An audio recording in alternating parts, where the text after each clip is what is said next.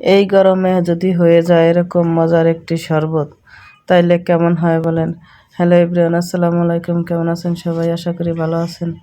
আলহামদুলিল্লাহ, আমিও ভালো আছি।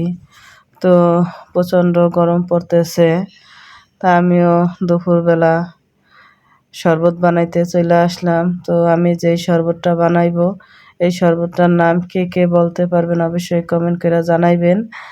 আর হয়তো অনেকেই বলতে পারবেন না, কারণ আমি যেই শরবতটা বানাইবো এই শরবতটা অনেকেই চেনেন না।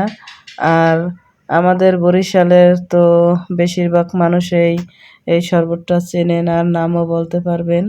তো অন্য অন্য এলাকার হয়তো কেউ কোনো দিন খানো না বা দেখেনও না। তো আজকে আমি বানাইতেছি এই শরবতটা। তো শরবতটা বানানোর জন্য আমি প্রথমে নারকেল ভাঙ্গার নারকেলটা কুড়ায় নিলাম। এরপরে আমি চাউল ভিজায় রাখছিলাম আধা ঘন্টার মতো। ওই চাউল আর আদা দিয়ে আমি ব্লেন্ডার করে নিব। এদিকে আমি খেজুরের গুড় নিয়ে নিলাম হাফ কেজি পরিমাণ। নিয়া সেইটা আমি একটা পাতিলে দিয়া নারকেল কুড়া দিয়া এরপরে আমি ফ্রিজে ঠান্ডা পানি দিয়া মিঠাই ভিজায় রাখা চলে আসলাম আমি চাল গুঁড়া করার জন্য। তো আমি চাল গুঁড়া করি না, পানি দিয়া একবারে ভিজা ভিজা কইরা ব্লেন্ডার কইরা নিলাম।